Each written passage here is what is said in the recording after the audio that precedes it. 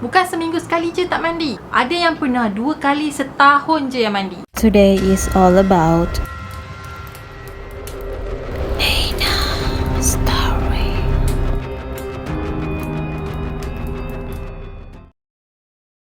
Hey guys, it's me Nina and welcome back to Nina's Story. So hari ni aku nak cerita pula tentang peradaban Eropah part 2. Sebab video aku yang sebelum ni aku dah pernah cerita tentang peradaban Eropah, iaitu part 1 lah yang tu. So aku tak sangka sebenarnya tu adalah first video aku tentang sejarah. Rupa-rupanya dapat sambutan.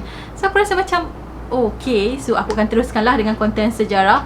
So hari ni aku decide untuk cerita part 2 pula. Actually aku memang tak sangka yang korang akan minta part 2. Sebab aku rasa takut korang boring je kan dengan sejarah. Jadi bila korang dah request, Kak Nina, Sis Nina, please buatkan part 2 dan tolong ceritakan video yang ada unsur-unsur sejarah. Sebab kita orang memang sangat-sangat suka. So akan ada lagi lah video-video sejarah yang lebih menarik pada video-video yang akan datang. Jadi macam yang dijanjikan, yang macam korang minta, aku akan teruskan untuk part 2 pula. Part 2 kali ni aku akan cerita sampai habis. So lepas ni dah tak ada dah quote tentang sejarah peradaban Eropah yang kotor. Korang yang belum lagi tengok part 1 tu kena pergi tengok sekarang. Sebab ni adalah kesinambungan daripada video aku yang sebelum ni. At least kalau korang tengok video aku yang ni, korang taklah blur sangat. Nanti link aku akan letak je kat atas ni, so korang just klik je. Lepas korang tengok yang part 1 tu, baru korang tengok video yang ni, okay? Video aku yang sebelum ni, aku dah pernah explain tentang peradaban Eropah pada abad ke-18 dan 19. Yang mana pada masa tu budaya diorang memang sangat-sangatlah kotor dan menjijikkan. So hari ni aku akan sambung kisah sejarah peradaban Eropah pada abad ke-18 dan ke-19.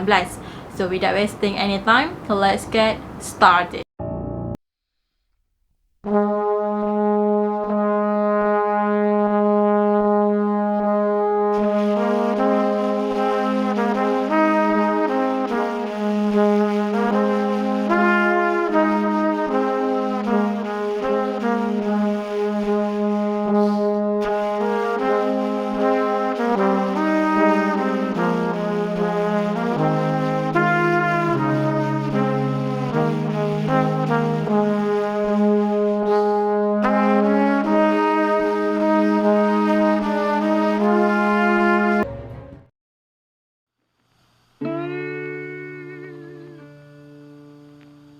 Isu pencemaran udara ni bukan terjadi pada abad kita je, tapi dah terjadi sejak abad ke-18 dan 19. Pada masa dulu, setiap rumah diorang ni telah menggunakan arang batu untuk memasak dan juga untuk memanaskan badan diorang. Bukan macam zaman kita sekarang, kalau kita nak masak, kita boleh guna je dapur gas. Kalau yang moden lagi, akan masak guna infrared je. Kalau nak panaskan badan pula, kita ada heater. So kalau nak dibandingkan pada zaman dulu, arang batu ni merupakan satu keperluan yang sangat-sangat penting untuk meneruskan kehidupan. Bila dah selalu guna arang batu, udara akan tercemar disebabkan asap hitam. Lepas tu pula, permukaan akan jadi kotor disebabkan jelaga hitam. Hal tu ada yang komen tak faham apa benda tu jelaga. Jelaga ni sebenarnya debu hitam lah, debu halus-halus yang terbang-terbang lepas kebakaran tu. Pada masa tu, asap hitam ni boleh dilihat setinggi 0.8 km dan boleh nampak sejauh 20 km. Bila diorang punya udara dah tercemar dengan jelaga hitam, so diorang ni terpaksalah cuci muka diorang ni berkali-kali. Bila tak cuci, muka diorang akan comot, akan kotor. Atas sebab yang sama ni jugalah diorang tak suka pakai baju yang berwarna putih. Sebabnya diorang tak nak debu hitam tadi tu melekat dekat baju diorang dan takut susah nak dicuci dan jelaga tu tak nak keluar.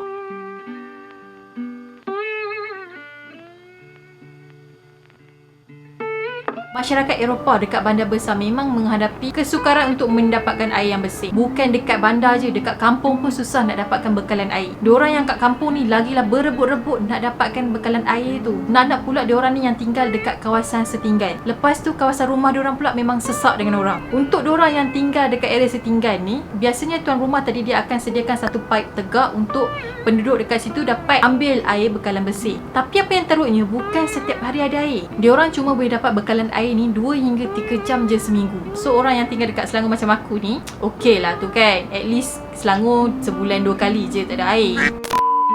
Disebabkan seminggu diorang cuma dapat air dalam masa 2 hingga 3 jam je, diorang terpaksa survive dengan air simpanan diorang ni selama seminggu. Disebabkan air tadi tu just dapat kejap je, ramai penduduk ni dia akan berebut-rebut untuk dapatkan air. Diorang ni terpaksa beratur panjang untuk dapatkan air. Kalau korang fikir, alah tasik kan ada, sungai kan ada, diorang boleh je mandi ataupun dapatkan air dekat sana. Tapi korang yakin ke sungai dan tasik diorang ni bersih? Yakin ke sungai dan tasik diorang ni tak ada apa-apa bau? Kalau korang dah tengok video aku yang sebelum ni, korang mesti akan faham.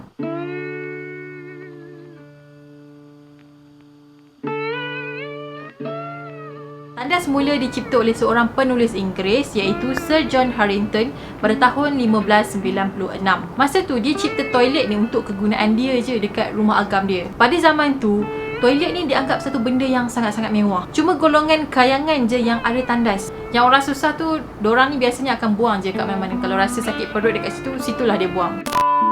Pada tahun 1851, tandas awam ni telah diperkenalkan dekat Expo Dunia yang pertama iaitu di Hyde Park. So dekat Expo tu ramai gila yang datang dekat sana. Masa tu dikatakan seramai 6 juta pelawat telah datang ke Expo tadi. Dia punya launch tandas tu macam ibarat diorang ni launch kapal terbang je. Tapi Expo ni telah mencetuskan satu lagi kontroversi. Diorang fikir pula yang tandas tadi tu mungkin adalah satu pembaziran dan bukan satu keperluan. Dan diorang anggap juga tandas ni adalah satu tempat yang memalukan kaum wanita. Sebabnya diorang anggap kalau kau nak buang air kecil ataupun air besar, lepas tu kau kena masuk ke tandas terpaksa menyurut, dia macam sesuatu benda yang boleh menjatuhkan martabat seorang wanita pada masa tu. So maybe diorang ni lagi prefer kot untuk membuang secara terang-terangan. Kalau korang perasan, golongan perempuan Eropah dulu dia pakai gaun yang kembang tu kan. Aku pernah baca ada kisah yang mana diorang perempuan ni just buang dalam kain diorang tu je. Sebab tak ada siapa yang akan perasan kalau diorang ni buang najis diorang dekat dalam gaun yang diorang pakai tu. Jadi diorang ni just tinggal diam and then pop, settle masalah diorang. Tahu-tahu je ada bekas.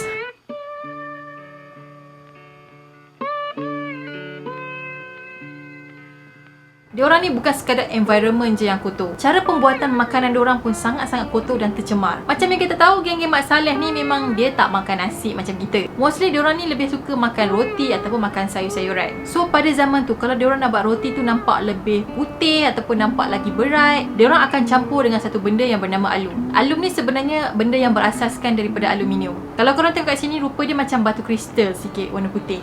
So diorang buatlah jadi serbuk macam ni supaya diorang boleh campur ke dalam roti yang diorang buat. Bila diorang letak alum ni dekat dalam roti, ramai yang terkena cirit-birit. Yang paling ngeri ada yang sampai mati. Untuk yang housewife pula ataupun suri rumah, diorang suka campurkan susu dengan asid borasi. Diorang campur tadi sebabnya diorang nak bau masam susu tu hilang. Kalau perut siapa yang tak tahan ataupun diorang ni terletak dalam dos yang banyak, asid ni boleh buatkan orang tu muntah, cirit-birit dan sakit perut. Sebab itulah orang pada zaman tu macam-macam penyakit diorang kena. Puncanya daripada persekitaran diorang dan juga pemakanan diorang sendiri. Dekat Paris, penyakit kolera ni ramai yang dah kena. Penyakit kolera ni adalah sebenarnya penyakit taun. Jadi penyakit kolera ataupun penyakit taun ni dibawa oleh air dan juga pemakanan kita. Dan benda tadi tu telah dicemar oleh bakteria jenis Vibrio cholera. So dekat Paris tu selama 6 bulan je, diorang ni dah mati seramai 19,000 orang disebabkan penyakit kolera. Doktor pada masa tu pula susah nak kenal pasti penyakit tu. Sebabnya penyakit kolera ni dia ada banyak simptom. Antaranya demam panas hingga menyebabkan sakit kepala. And then bila diorang dah kena macam tu, diorang ni akan terlantar dekat atas katil selama berjam-jam. Dekat London pula, seramai 6,536 kematian pada tahun 1831. Kemudian pada tahun 1848 hingga 1849, seramai 14,137 kematian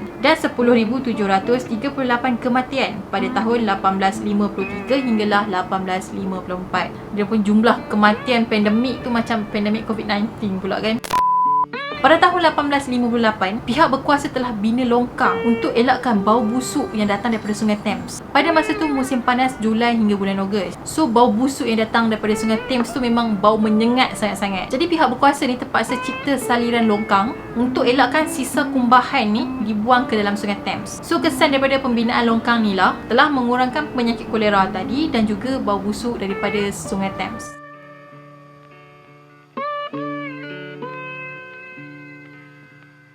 Korang mesti pernah tengok kan orang lelaki Eropah yang pakai rambut palsu warna putih tu. Biasanya yang pakai rambut palsu ni geng-geng kayangan je. Kalau korang pernah tengok movie Pirates of the Caribbean, adalah dalam movie tu beberapa orang golongan berada, orang-orang kayangan, orang-orang elit lah yang memakai rambut putih tu. Macam contohnya ayah si Elizabeth tu. Sebenarnya orang yang pakai rambut palsu ni lagi pengotor daripada orang yang tak pakai rambut palsu. Sebabnya dikatakan rambut diorang ni ada kutu tau. Mostly geng-geng ni diorang ada penyakit kelamin macam sifilis. Kesan daripada penyakit kelamin tadi tu, diorang ni ada macam-macam penyakit macam kudis, ruam, buta dan juga rambut yang gugur. So bila rambut diorang ni dah start gugur, diorang rasa malu. Jadi untuk cover malu tu, diorang pakailah rambut palsu tadi. Korang bayangkan orang yang ada penyakit kudis ni, dia pakai rambut palsu yang tebal tu. Mestilah kepala diorang ni akan berpeluh dan berbau kan. Nak pula time tu diorang pakai time musim panas lagi. Dah lah diorang ni pengotor, lepas tu malas mandi pula. So bila bau-bau tadi tu bergaul sebati, maka akan timbullah satu bau yang sangat-sangat aromatik.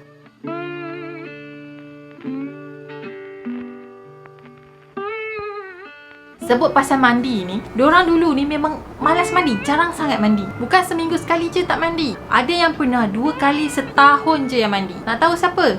Raja Louis yang ke-15. Dikatakan Raja Louis yang ke-15 ni dia cuma mandi 2 kali setahun je. Dia punya orang kuat pula mandi 4 kali setahun. Okey lah, lebih 2 kali daripada Raja Louis tadi. Pada abad ke-7 dulu, orang barat ni biasanya dia mandi kat tempat awam. So diorang ni akan mandi beramai-ramai lah dan bercampur lelaki perempuan. Bila dah tercampur, of course lah akan terjadinya hubungan badan. Jadi agama diorang pada masa tu melarang keras untuk mandi dekat tempat awam. Bagi diorang ni, mandi ni cumalah nikmat dunia je. Dan amalan mandi beramai-ramai tadi tu cuma akan menyebabkan hubungan badan dan benda tu sangatlah dilarang dalam agama diorang. Dan tu adalah salah satu punca diorang ni jarang mandi pada zaman tu. Selain tu juga pada abad ke-1300, Eropah ni telah dilanda satu wabak iaitu dikenali sebagai wabak maut hitam. Pada masa tu, ramai pelayar daripada Laut Hitam telah berlabuh dekat Itali. Masa tu dikatakan sebanyak 12 kapal telah berlabuh dekat sana. Tapi apa yang mengejutkan, ramai kelasi dekat dalam kapal tu dah mati dan ada yang hidup pun dah nyawa-nyawa ikan dah nazak. Kelasi-kelasi tadi, badan-badan diorang ni dipenuhi dengan bisul-bisul yang berwarna hitam yang mengalirkan darah dan juga nanah.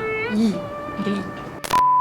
Kesan daripada wabak tu, lebih daripada 20 juta penduduk Eropah telah mati. Bisul tadi tu bukan kecil tau, bukan macam jerawat-jerawat kita. Tak, dia besar-besar, sebesar telur dan ada juga sebesar sebiji apple tu. Bila wabak tadi tu dah melanda Eropah, persepsi diorang ni terhadap mandi mula berubah. Diorang fikir mandi tu tak baik untuk kesihatan. Sebabnya bila diorang mandi, diorang fikir rongga badan diorang ni akan terdedah kepada pelbagai penyakit. Sebab itulah Raja-Raja England pada masa tu ada yang tak mandi.